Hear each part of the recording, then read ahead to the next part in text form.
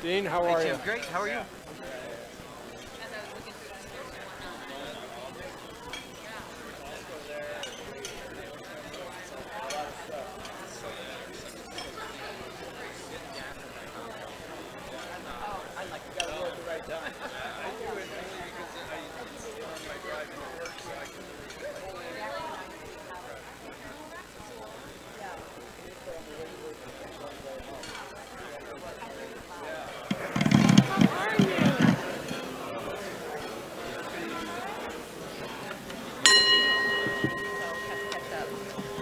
Good afternoon, Rotarians and guests. Welcome to the Rotary Club of Toledo.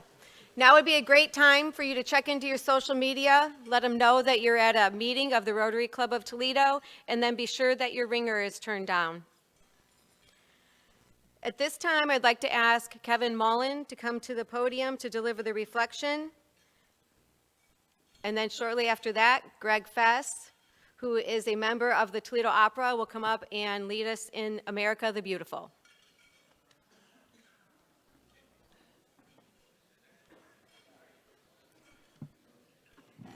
I am so glad she didn't switch that introduction up. Actually, you should be glad she didn't switch that introduction up. In many Rotary clubs, it is customary to open our weekly meetings with an appropriate invocation or blessing.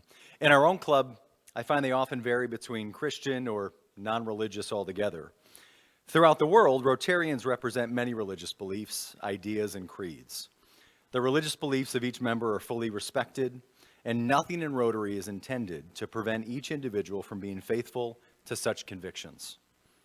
In respect for all religious beliefs, and in the spirit of tolerance for a wide variety of personal faiths, I invite you to join me in a silent prayer and invited you to seek divine guidance and peace, each in your own way, for our club, for Rotarians around the world, and for our elected officials, that we continue to strive for service above self.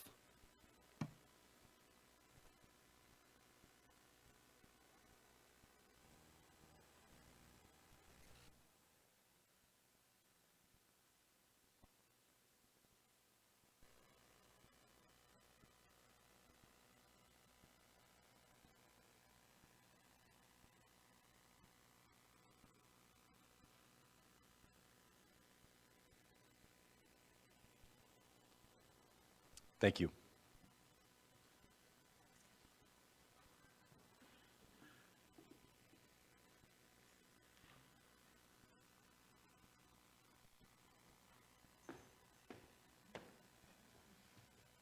It's an honor to be here with you, Ms. Kaptur. So you got your singing voices on, I hope? This is a little experiment that Madam President has embarked on. I think it's a great idea. Let's be clear, I do sing with Toledo Opera, but I'm in the Toledo Opera Chorus. I'm not one of the big boys and girls that we bring in from out of town. So, but I would like to say that if you would like to hear some professional singers, our resident artists are here in town, and they'll be singing the next 2 Wednesdays at Wildwood Metro Park at the Manor House, and then the following Saturday, that's May 17th, 10 o'clock at the Farmers Market. So if it's a nice day, you want to get up early, come down to the Farmers Market and hear some really good singers and do some shopping, that'd be fun. And the Manor House program is at 6. Okay, if you're a bass like me,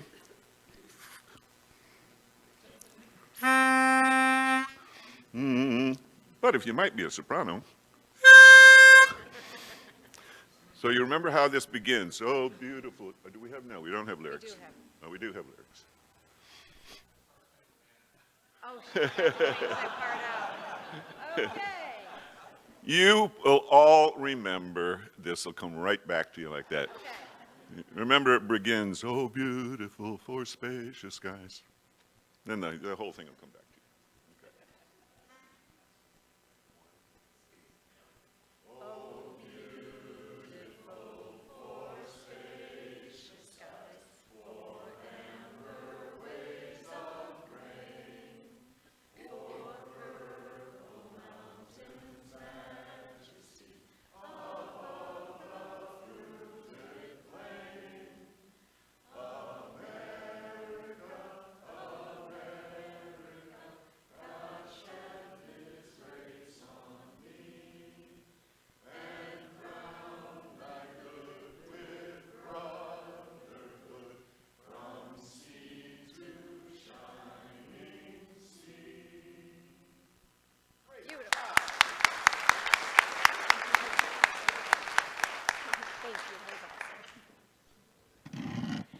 Thank you so much, Kevin and Greg. That was fantastic.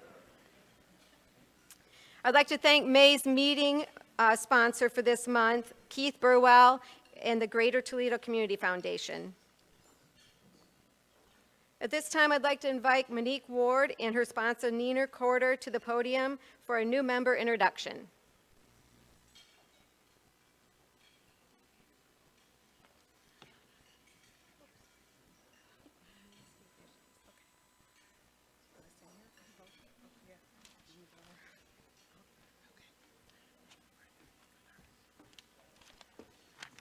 Good afternoon, everyone.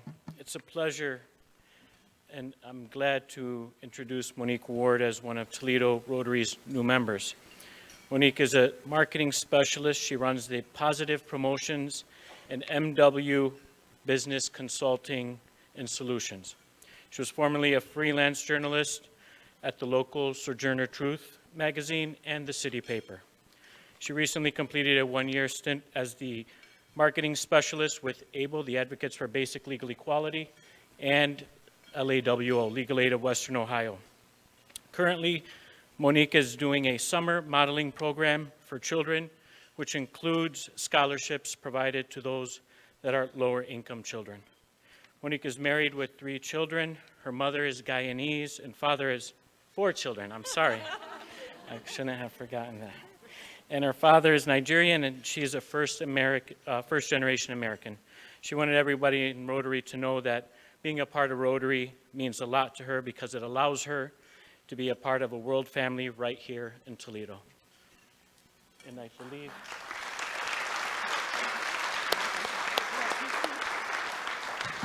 I just want to add a couple of messages from a great mentor of Monique. When I first met Monique, it's in 2005 when she was at the Folly Fox Academy as a student. And I was there as a teacher, advocate, and mentor. And then Diana Patton, also part of the program, she said that she was able to get Monique a full-paid scholarship to attend integrative nutrition in New York. And then she went. One word from Rhonda's word, she's overcome for Monique. And Danetta said that she's determined, transparent, consistency, high achieve, resilient. I was so great to have the opportunity for Monique to come back to Toledo after New York. And now we are serving her daughter, Maysoon, a part of our Girls Hub. So we're glad that you come back and choose Toledo as your home now. Welcome to Rotary.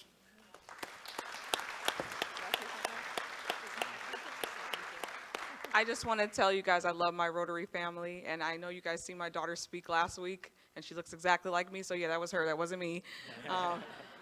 And I'm very grateful that you guys all took us in with open arms, because before being a member, I knew nothing of Rotary. My daughter actually told me about Rotary. How fun is that? So thank you guys for embracing me and my child, and hopefully when she comes back from Slovakia, she'll be a member too. Yep, thank you. Welcome.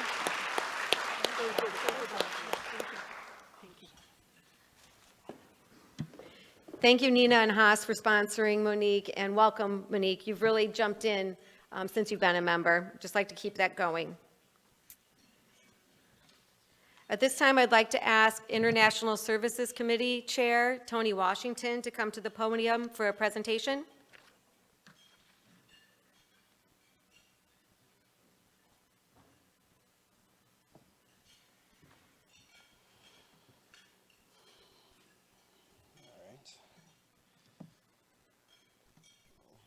Perfect.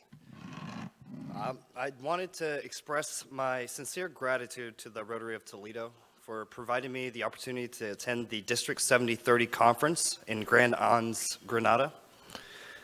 The itinerary was jam-packed with exciting activities, and I was really thrilled to have been a part of it. Just to give you a quick recap, I won't take up too much time, but on the first day, we did a bus tour of Grenada. We visited multiple project sites where we were able to interact with the locals, as well as see some of the history of Grenada, as well as their cocoa factories. So Grenada is very famous for their cocoa and spices, so that was a big part of the trip. Go ahead. Says I'm pretty. It's gorgeous. And then we went to the project sites. So what we're looking at here is actually a school for, an alternative school for kids in Grenada. And essentially, they were working on a solar project that a contractor had, what's a better word for screwed over? And essentially, they installed indoor wiring outdoors, didn't have the right inverters. So this was one of the projects that was presented to us. We were able to meet with the nuns that run the project, as well as some of the students. So it really kind of deepened my connection to the work that we do here at Rotary. At the end of the day, on the first day, we attended an opening ceremony. It was graced by the Governor General of Grenada, H.E. Dame Cecile Le Grenade, and Prime Minister of Grenada, Honorable Dickon Mitchell. So there's quite a few people in attendance. And then they had a couple presentations of their cultural background, and we got to connect with over 17 countries in the Caribbean. So it was really an incredible experience.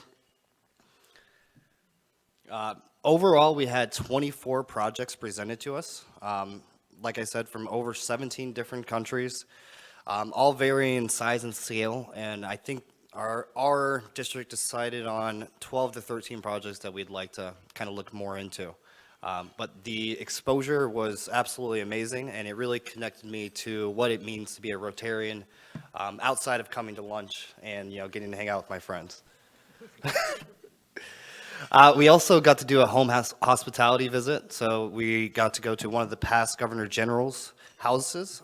It was fully catered. They had music and food and drinks, and really give us an idea of what it's like to be a Rotarian in Grenada. As you can see, they like to dance and they like to party and they like to whine, as they call it. And they forced me to dance for them, which was not good for anybody.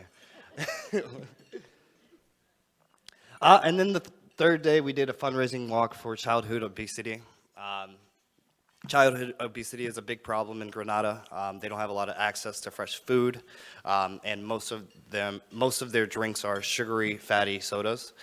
So that was one of the big things we wanted to focus on while we were here, and this was one of the fundraising activities we did for it. And then back to work, we were presented another 12 projects by all different countries and denominations. And I really think that we're going to find some good work to do in that region. And the goal of this entire trip was to start building relationships. So hopefully we can go back next year and continue to support. And then we had a big Imagine closing party. So you can see this is everybody who joined me on the trip, including Diane Savage. So it was a good group. Everybody there is from 6 to 600, and we're all going to take projects back to our respective clubs to hopefully fund. Like I said, I just wanted to express my sincere gratitude to the Rotary of Toledo for providing me the opportunity to attend this conference. It truly, I keep telling everybody that it was my becoming a Rotarian moment. I come here, I see everybody, we eat lunch, but to see the impact that we can create internationally and the true reason why we all come it was really impactful. So thank you, President Cindy, and everybody else.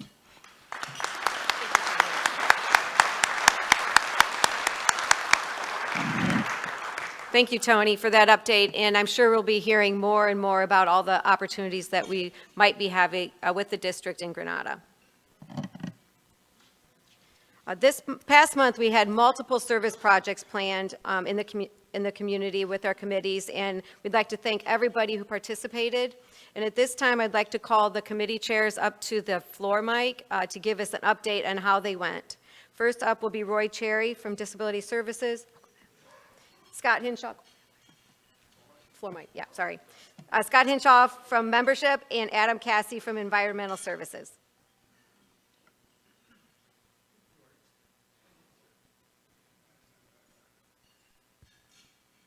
Hello? Is this on? Not yet. Hello? All right, here we go. We had our camp day on April 25th. It was our opportunity to volunteer and help the kids from Glendale Fieldbach enjoy a day at camp. We had the students from St. Francis join us once again, and it was a great day despite the weather. As you can see, it was a touch rainy and a little chilly as well. That picture there to the bottom right, you can see that's all the Rotarian volunteers that were kind of bundled up and wearing hats and gloves and stuff. But the great thing about this is seeing the connections made between the students at St. Francis and the students from the Glendale Fieldbach School. Ed Caldwell did a great job of organizing all the different activities that we participated in. And one of the really unique things was there was a senior from St. Francis that had been at this camp before. We did it last year, and he was really excited to be paired up with the same little one at Glendale Fieldbach, and he was able to do that. And so it was really, really cool to see the connections that they made. So I want to thank everybody for being out there. I want to thank Joe Sweeney for getting those St. Francis kids to come back out, and also Jackie for really kind of keeping us all on the path to make sure we got this thing done right. So thank you very much.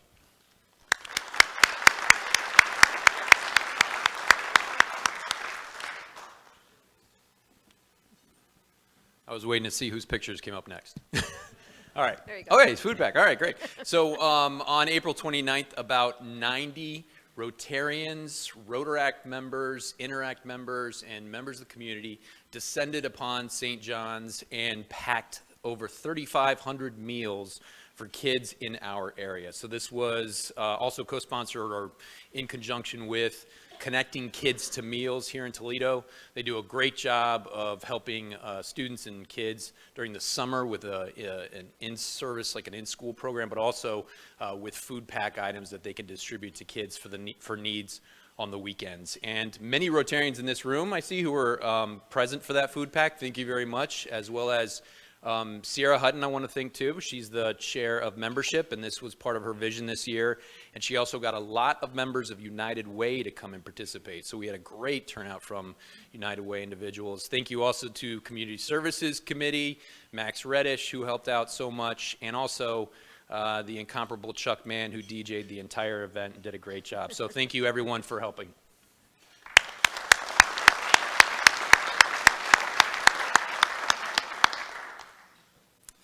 So it's estimated that there are 50 billion pieces of litter across the United States along roadways and waterways. 88% of it is less than 4 inches. 4 inches sized litter really moves. A little bit of rain, a little bit of wind, and is blowing into Lake Erie, out into the Maumee River, causing lots of problems. There is studies, though, that say that when an area is clean, people are less likely to litter there. When it looks like people take pride in their community, they know it's socially unacceptable. And we did our part. Rotarians and Rotaract members came out over the weekend. We had about 15 volunteers. We cleaned up one of the ramps in the Keep Toledo Lucas County Beautiful Ramp It Up program, collected 28 bags of litter. And over the 2-day total, over the weekend, we collected about 3,588 pounds of litter that we prevented from blowing into the Maumee River and Lake Erie, but also, more importantly, showed that we take pride in our community, and it is unacceptable to litter in Toledo. So thank you to everybody that came out. It was a great event, and we will hopefully make it an annual one.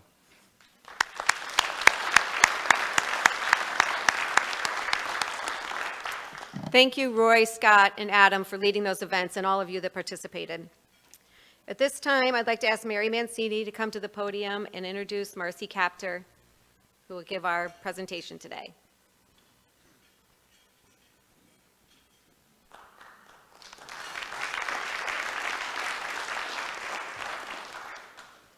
It is my honor to introduce Congresswoman Marcy Kaptur as our speaker today.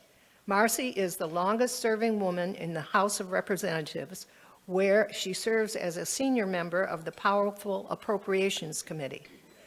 As ranking member of the Energy and Water Appropriations Subcommittee, she also serves on the Defense Appropriations Subcommittee and the Agriculture Subcommittees. Marcy brings a solid record of service to Ohio's 9th District, recognized as one of the 25 hardest working members of Congress. Marcy is a tireless advocate for our district, a committed champion of the American industry, the American energy independence, and renewables. In addition, she has a solid record of accomplishments, including initiatives developing our ports, rail transportation, and cleanup of the waterways adjacent to the Great Lakes. Marcy is a leading voice in the effort to utilize the natural resources of Ohio's northern coast toward job development, a new and sustainable energy future, and coastal tourism.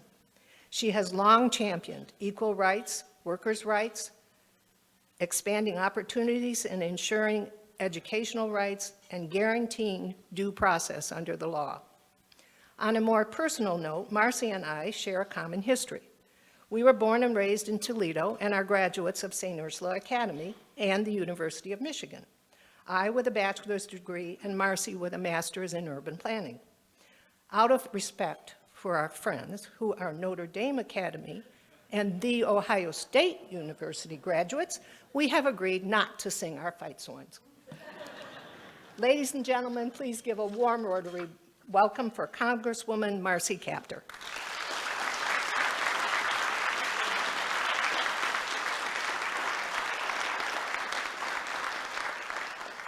Good afternoon, and thank you, Rotary, for lunch. I actually sat down. That was really good. Thank you, and such wonderful camaraderie, Mary. Thank you. I didn't know you would be introducing me today and to all of your leadership. First up today, thank you. Thank you, Rotary, organizationally, for being present where liberty is being tested halfway around the world. Thank you for your support to the people of Ukraine. Thank you very much.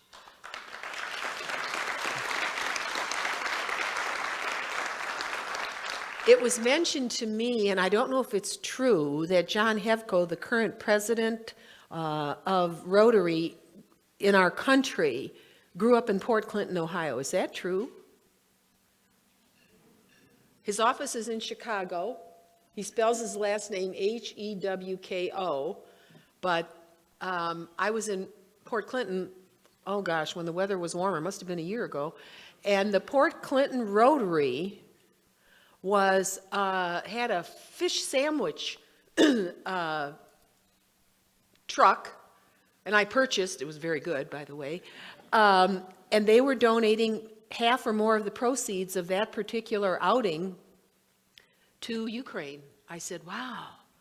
And I began to learn more about Fostoria, that Rotary is some type of storage facility in Fostoria. And we are working hard in my career because of Ohio's masters down in Columbus drawing my district in so many different ways. You wouldn't even recognize it. No high schooler could pass a test on what the boundaries have actually been. But I had the privilege of representing Parma, Ohio, and Cleveland, and so I got a chance to meet many of the Ukrainian American organizations that are lodged there. We have small organizations here in our region. But anyway, we started shipping containers of humanitarian goods to Ukraine, including ambulances and medical supplies from Cleveland Clinic and university hospitals there. And a wonderful, wonderful gentleman, I won't say his name, but he donated us some space on his ship, which docks here in Toledo. He's actually from Indiana. Oh golly, what is that port in Indiana? Well, anyway, he lands here at Torco Docks, and so if anybody has any thoughts about boxes of containers over in Fostoria that could go out through our seaway, wouldn't that be great? If we could do something from our area. So I just mentioned that to you because the border between Poland and Romania and Hungary and Ukraine really is the scrimmage line for liberty in the modern world against a very aggressive country that is known to go into places which aren't its own, and the sacrifice is huge. And so the battle is more like World War I.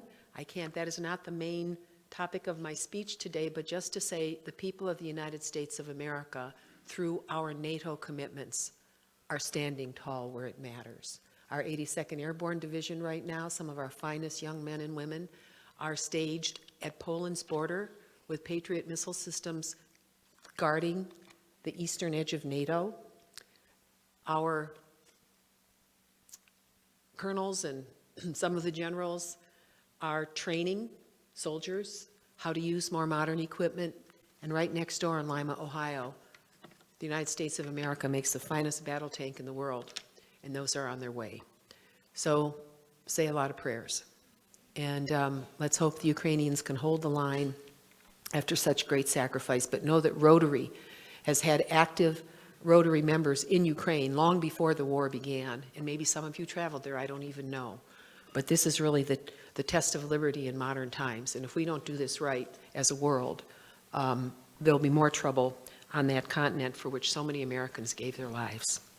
So, my topic today was to talk about the Great Lakes Authority, and I think our able staff has handed out at the tables some handouts that you can take with you to give you a sense of what we are about. I want to thank Rotary for all of your help on Lake Erie, the southernmost of the Great Lakes, and along with Lake Ontario, the two most troubled.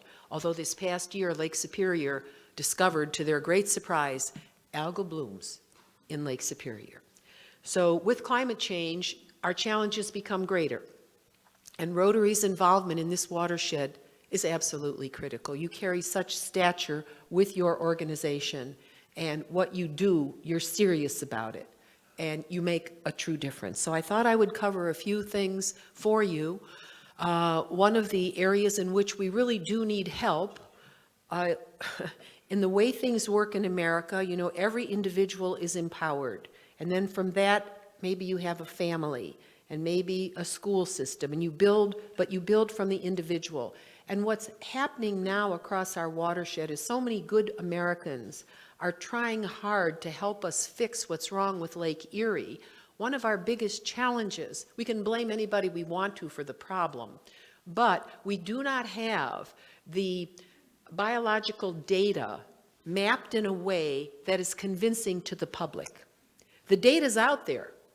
We need more, actually, in some places. But here's what people say to me. I was in Defiance, Ohio, and I ran into a farm woman. Her family's been in agriculture their whole lives. And I said, you know, ma'am, there's a new farm bill coming up, and I think I'm going to draft a title for the western basin of Lake Erie because it's the largest watershed and, frankly, the most troubled right now because of that. And she said, and I said to her, I think I'm going to ask maybe the Army Corps of Engineers to work with the Department of Agriculture, and because we are the most tiled place in America, because we were a swamp, right? The Great Black Swamp. How many of you remember that? Okay, a few people do. All right. Well, when it was drained, and our map shows that, it was drained, and we have this bountiful land where we can produce this wonderful food. And fish, more fish in Lake Erie than all the other Great Lakes combined. People were able to survive here and thrive. But when we drained, and those tiles sit underground about 6 to 8 feet down, and then those drain into ditches, and ditches drain into streams, and streams drain into rivers, and rivers drain into the lake. I said, ma'am, the water in those tiles is carrying nutrients.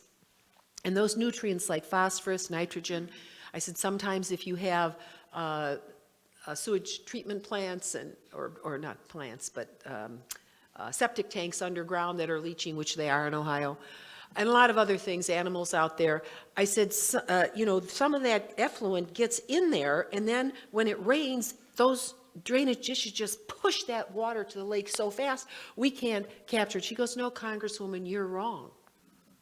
That water, when it filters through the ground to the drainage tile, is clean. I said, well, you know, we're not testing at the drainage tile level yet, but maybe we should. Because she is not a stupid woman. She has lived with the earth more closely than most people I represent, and she really believes the water's clean. Now, a lot of the scientists will disagree with her, and they have degrees, and she doesn't have a degree, but she has a degree in life. Until we can convince the majority of people in this watershed that we have a problem, and we have to base that on data, it's not going to be an easy pull for Lake Erie. So, and then exactly what is in those tiles when it rains? And where are, if there are is it legacy phosphorus or is it new phosphorus? If we have to change the fertilizer mixtures we use on the fields and use all types of new drone equipment to make sure we don't put too much fertilizer in any one place, what does that look like on any farm? Half the land in the watershed is absentee owned. And it is not necessarily kept in the best condition. So the data is so important to us. That's something I think Rotary could help with. Now, I'm going to shock you with a number, but hopefully we can find a way federally to pay for this.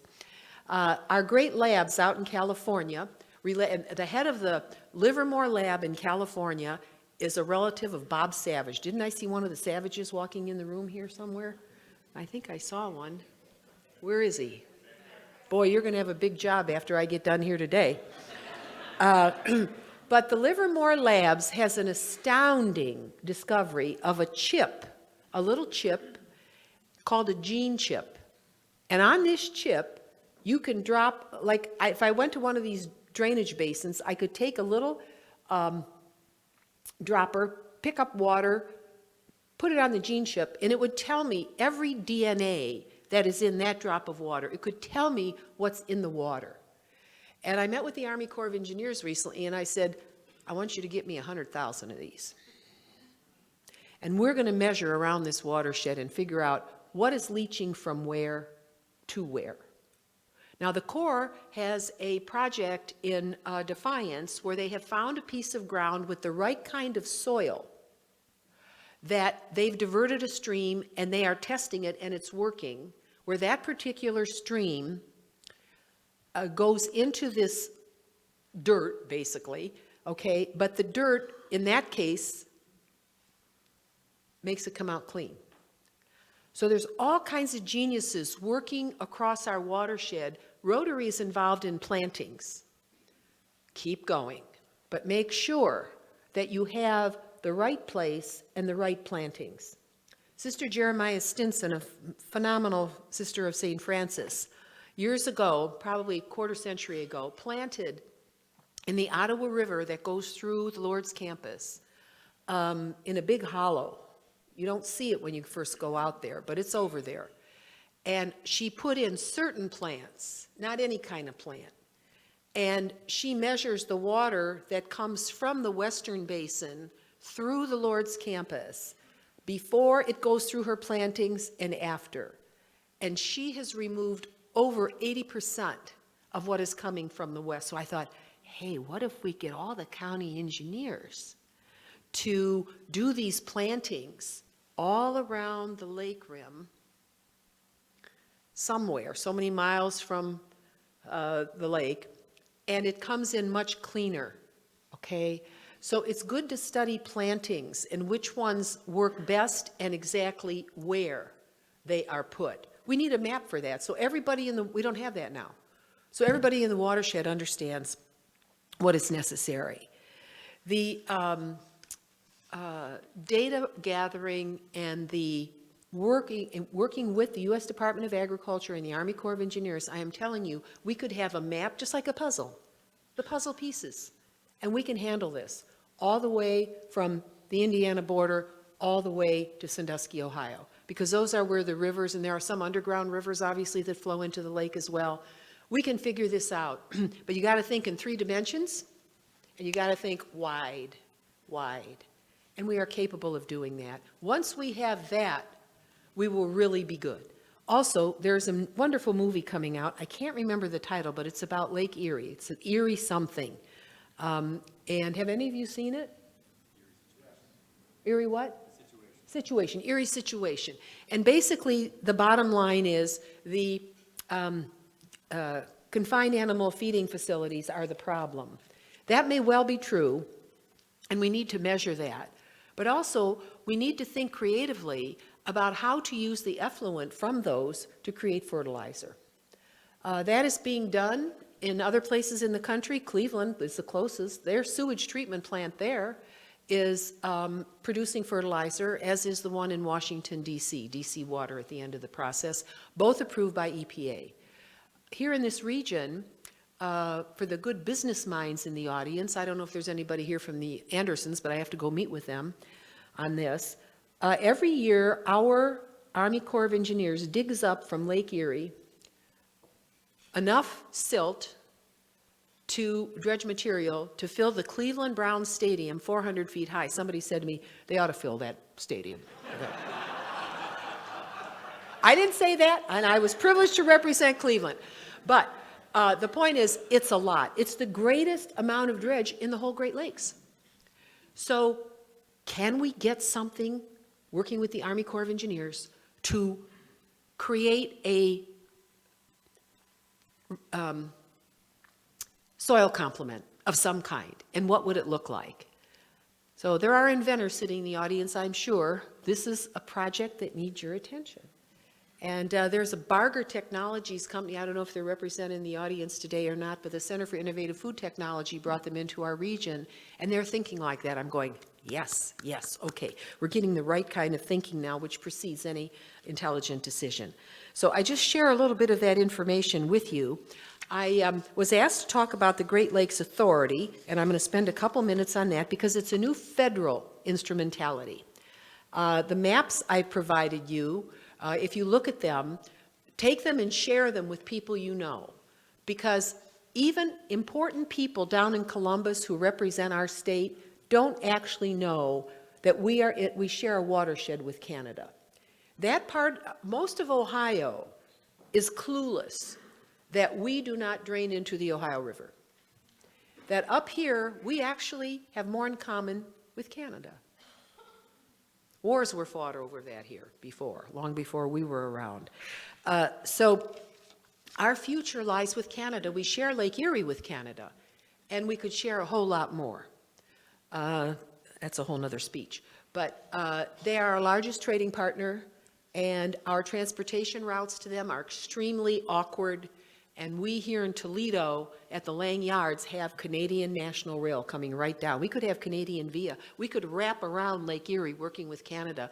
That's already happening in the field of agriculture. If you go to Fulton County and you see Nature Fresh near Delta right across from the steel mill, or you go to Erie County and you go to the Firelands campus of Bowling Green State University, right next door is Mucci Systems.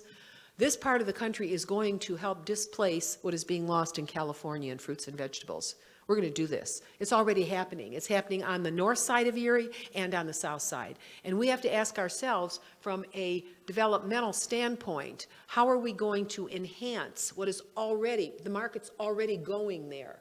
What more can we do to drive it? So we will become, as we always have been, Lucas County is still one of the 2 largest greenhouse producing counties in Ohio, as is Lorain County. Cuyahoga used to be right along the lake, right along the lake. And with what's happening with the environment, with more water, with warmer temperatures and so forth, there are some places in America that won't make it in agriculture. And one thing I cannot figure out, and I hope somebody in Rotary can tell me, with all those confined animal feeding operations within the western basin of Lake Erie, why have I not seen one that has applied energy technology to capture the methane and reuse it? What is going on? Why haven't we done that? They're doing that all over California. Is it cost prohibitive? Can we use, if I write a title to the agriculture bill, can I put something in there to make it more attractive for these companies to be able to use this technology? I was in one dairy in Indiana, and they had, I think, 2,500 animals. 25? No, I think it was 25,000. They were powering the whole operation by drawing the power off the manure. Amazing. So why aren't we applying that technology? I don't know the answer to that, but I need to meet people who know. So, on the Great Lakes Authority, why did we need it? Well, first of all, our region was the only one in America that doesn't have such a thing. Okay, so if you go to the states west of the Mississippi River, a part of the West that we added to the United States well after Ohio was founded, you will see that in any budget in any year, they get $1 billion to help with what's called the Bureau of Reclamation.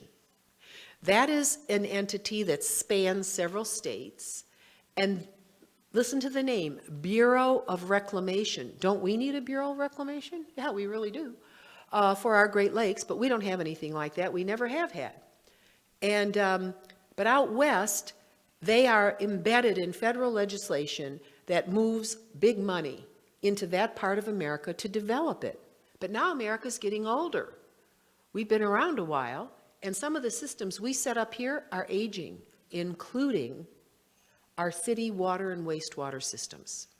If you look across the Midwest, every town, Cleveland, Sandusky, Toledo, Detroit, I mean, you go off Flint, Milwaukee, look at their bonded indebtedness for environmental mandates that EPA tells them you must do this, but does nothing to help them pay for it.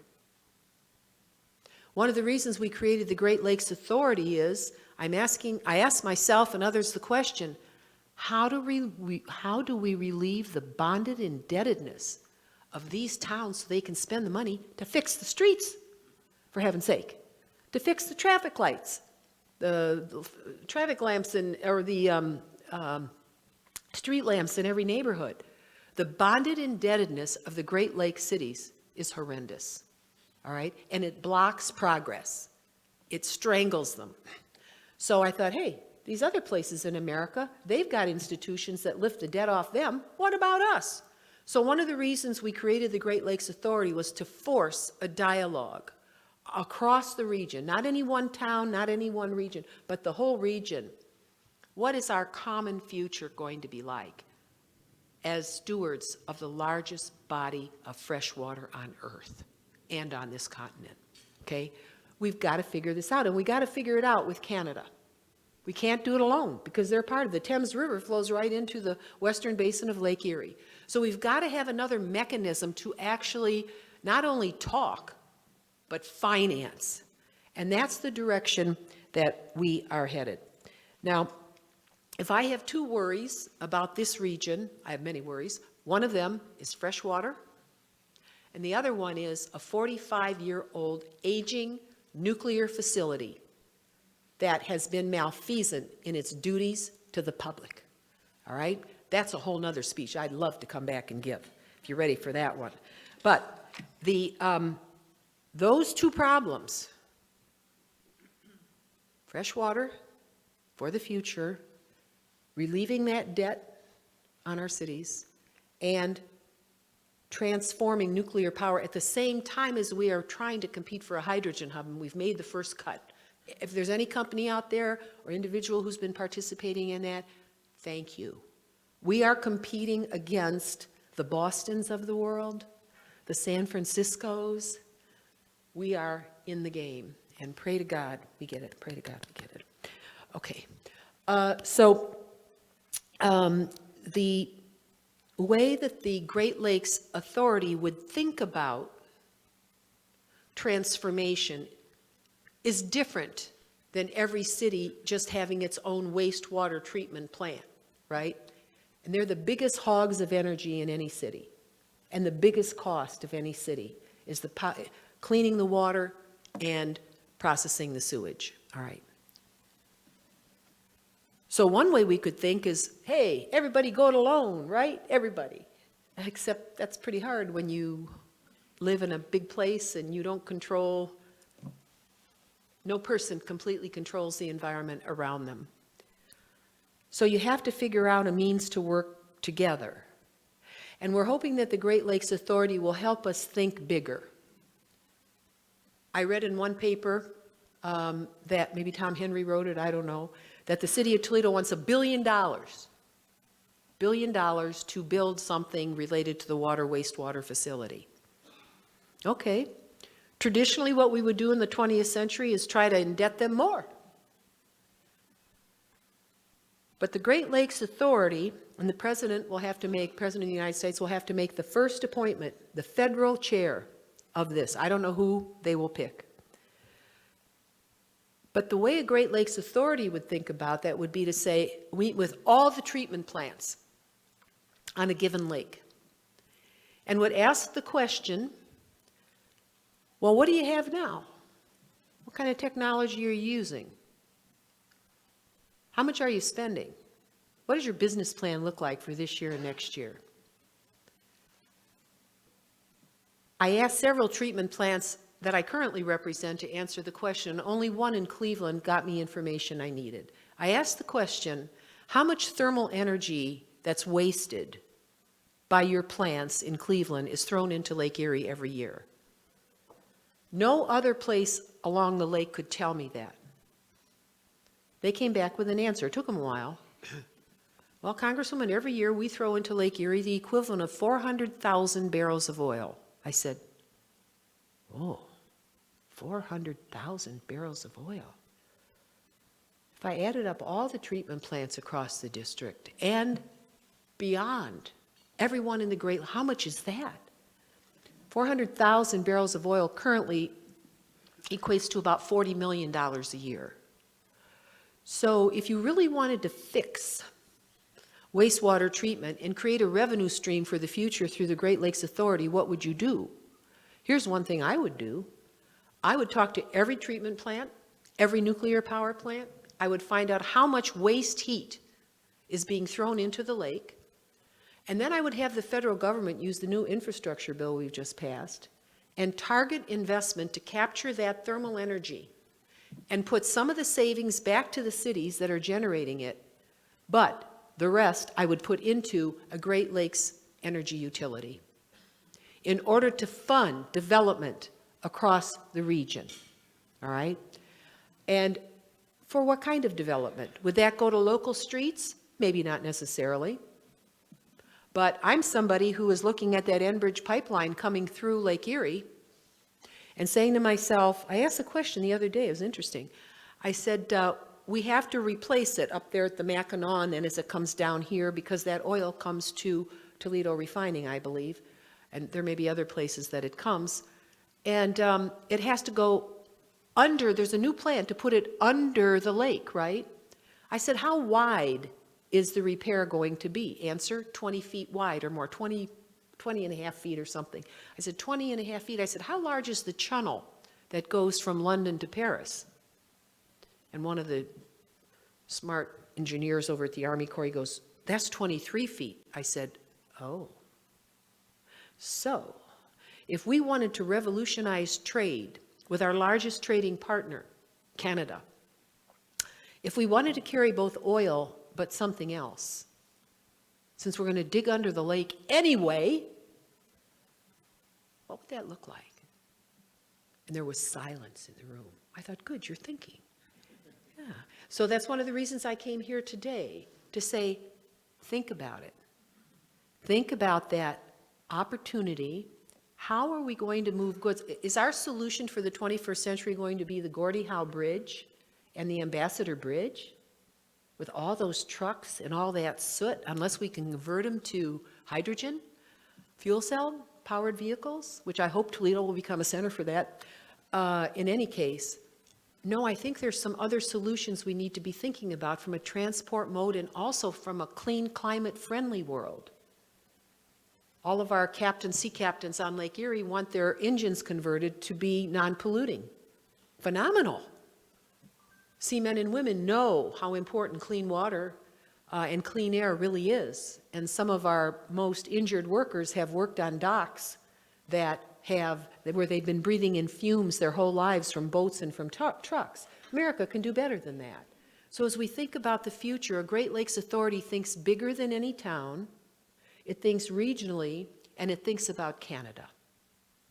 And imagine the greatest idea I was ever given, I talked about it this morning, in terms of opening up our Miami Valley.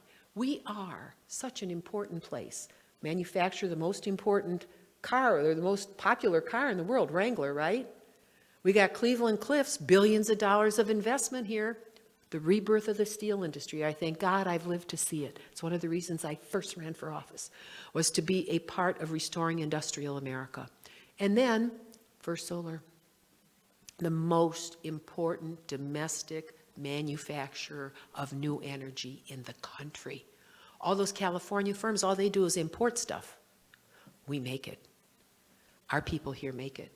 And that firm is hacked thousands of times a month by the Chinese, and the Russians. The Chinese for technology, the Russians for money.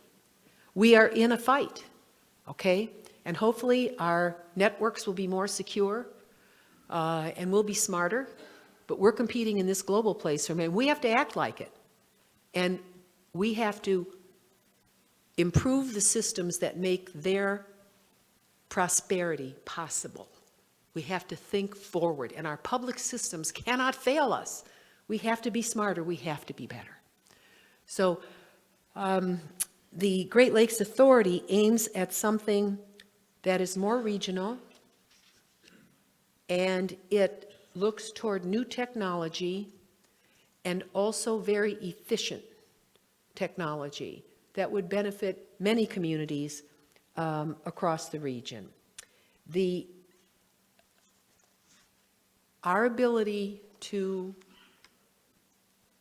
advantage ourselves from this Great Lakes Authority will depend on who the president appoints as the leader, the top leader, and then each state will have the ability to have someone from that state. We need the smartest, fiercest individuals, and don't let any governor appoint anybody that doesn't live in the watershed. We say that in the legislation, but what they often do is they pick somebody from out of the area who doesn't even understand what part of the map they live on. So I hope I'll be around to be a voice, but that does worry me, these appointments. And whether we will actually get people who will know how to do a job. The last thing I just want to say to Rotary, because you are all so good, I had a meeting this morning in Wood County with really wonderful people. With Wood County expanding and jobs in our region expanding, thank God, we've all lived to see this day. For those of you who are too young, you don't know what it's like to live here when there's 19% unemployment, but believe me, it's unpleasant. And we're down to about 3.4% unemployment right now. And we have so many jobs being created, we don't have enough workers. That is a complete reversal of when I was first elected to office. So we've done well as a region. And for those of you who've stuck it out, for those of you who have come anew, thank you. This part of America deserves the attention you give it. Thank you very much.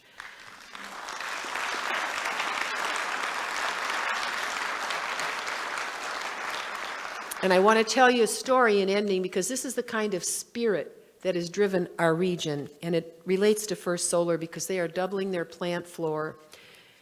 And if I have a request of you, it would be, if you know, I need to find somewhere in northern Ohio the smartest attorneys who have dealt with tax credits ever. Because as we sit here today, I guarantee you at the U.S. Department of Treasury, based on the Inflation Reduction Act, which Congress passed at Joe Biden's initiative, how can I explain? New York City JFK Airport just got $1 billion. Cleveland did just get money for their transit system, about the same amount. But Cleveland at its airport has lost United as its hub. And we in Toledo lost our last commercial carrier. Although we're increasing our business with Amazon and distribution and so forth, that's good.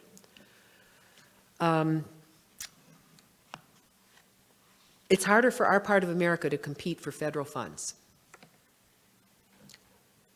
I don't know why that is, but this is a moment when we should pay a great deal of attention. We will never have this opportunity with infrastructure legislation and tax legislation written to benefit business investment as now. I've never seen anything like it, and we need it. And I'm so worried that we won't be at the plate with enough batters. And here's something that just happened in Fulton County. I'll explain it. And then we need to figure out for Toledo, where do we find the acreage within the city? Because if you invest in the countryside, you get if you're a company, you get $1 for every so many thousands of dollars that you're investing. In the city, you get $1.50. So in Fulton County, BP, that wants to become net carbon free by 2050, decided that they would partner to build a solar field that's 1,000 acres. They contracted with First Solar. So First Solar is already building it. They built it where they're building it in Fayette, Gorham Township. because there was a power substation. We have power substations here, like at University of Toledo at Westwood and Dorr, but they didn't apply. The agreement they signed provides for power purchase agreement with Intel in Licking County. Why? Because Intel is a power hog. It needs fresh water and power. Hello? Hello? They will, BP will get the tax credits it wants to reduce the taxes it pays, right? The school system in Fulton County got $30 million out of the deal. But it took tax attorneys, accountants, and lawyers to be able to fill out the forms in order to get the benefit through BP. They partnered also with Meta and Amazon. We got Amazon flying into our airport out here all the time. So you say to yourself, how do you put together the minds to identify the projects and to fill out the paperwork? Yeah, it involves paperwork, but believe me, it's worth it. It is worth it now. How do I put those minds together here? A very important business leader in our community said to me recently at a convening at the University of Toledo, he said, Marcy, we don't have people here in Toledo like that. We had to do this one project. We had to attach 240 papers. I said, do it. Let's figure out a way to put the minds together to be successful at doing this so we can thrive. Our people have earned it. And so that is my biggest worry, how we will get our people to apply for the tax money you've sent to Washington and bring it back home, knowing that we are often beaten by parts of the country that have more members of Congress. Los Angeles has 20 members of Congress just in the city. Imagine if you had 20 of me in Toledo. Huh? You arrive at the front equipped. Imagine if you were from California, where the last Speaker of the House came from California and the current Speaker of the House comes from California. Well, guess what California gets, right? What could Rotary do to bring together members of Congress of both parties from this region and say, hey, this is what we want, and be big about it? Not, what worries me is that we will nickel and dime it because we can't see the galaxy beyond, that we can't move the kind of intellectual genius that is required right now from our region. And we have it, but it's not used to working this way. And so my plea today is, as you read the papers about the justification for the Great Lakes Authority, as you look at our particular watershed, how can we put together the people who know how to prepare the proper applications? And I'll tell you one group that has distinguished itself in our region here, the Metro Parks. They were number one in America about a year and a half. Anybody here from Metro Parks? Probably the only meeting they don't attend. But they're phenomenal. They've got the air rights they've procured to the Huffman Road landfill here in Toledo. But I want them and others to do much more than that. They're going to put solar over it, I guess. And somehow they figured out how to use the tax credits. So, but we need something much bigger than that to meet the need of not just tinkering around with our water wastewater system, but to revolutionizing it. We need a second intake on Lake Erie, and it's got to be deep so that the algal blooms, until we can fix them, don't pose a risk, all right? And General Stringer from the Plumbrook Research Station out in Erie County, which I currently represent, he's very smart.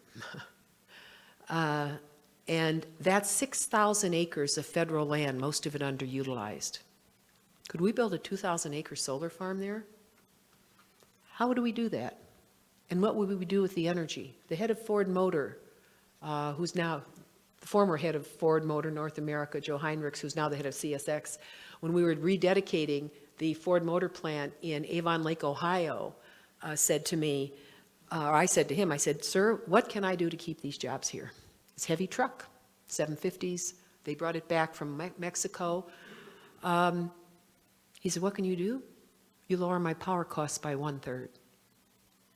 I said, oh. But I never forgot what he said to me. And is it possible that we could somehow do that through the means we have with this infrastructure bill? It provides for new grid. We can move grid. We can create it where it doesn't exist now. That's in the energy sections of the bill. Can we move it to water and wastewater treatment? Can we somehow figure out a means to help ourselves now that the federal government is willing to be a partner on the tax side, as well as the grant side? So I am personally looking for that talent. If you know people who think like that, somebody said, oh, Marcy, there's only one firm in Cleveland and only one guy that knows. I said, oh, please don't tell me that. There got to be somebody else. So I say this to Rotary because you get into different audiences and you talk to different people. Remember what I've said. And any recommendations you have for me, I think there's a young man here, I don't know where he's sitting, David Zavak from our office in Toledo. David, where are you? You're over here. Stand up. There he is, way back in the corner. Okay, David is here. Austin Cerna. Where's he? Oh, back there. Okay. They're here from our district staff. They're here to help. And if you have ideas after you leave, if you talk to people, please share them with me, because we're working with raw clay now, and we really want to do something great for our region. And then you'll know it was worth your coming to this lunch today. Thank you very much. God bless you.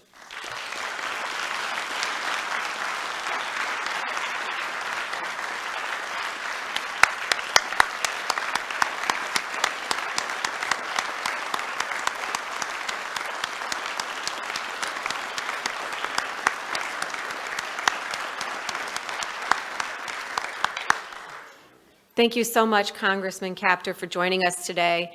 And to all our fellow Rotarians, it looks like we've been tasked and have our work cut out for us coming up here. To thank you for your time, we have a book to give to you, Historical Tales of Toledo, that was written by past President Clint Mock, and we also will be making a donation to the Polio Plus Fund in your name. And one last thing. Please be sure to join us next week, May 15th, when we'll be joined by Eric Otto of the Toledo Ballet. And today we have 2 committee meetings. Membership is meeting in Summit B, and Finance in the Jefferson Overlook boardroom on the 3rd floor. If you don't know where to go, you can follow Jackie following the meeting. I thank you all for joining us today. Thank you, Congressman Kaptur and her staff. And I hope you all have a great week in this meeting. Oh, and we still have the opportunity for headshots down to the right by the windows if you weren't able to get one before the meeting. Thank you, Kevin. And this meeting is adjourned.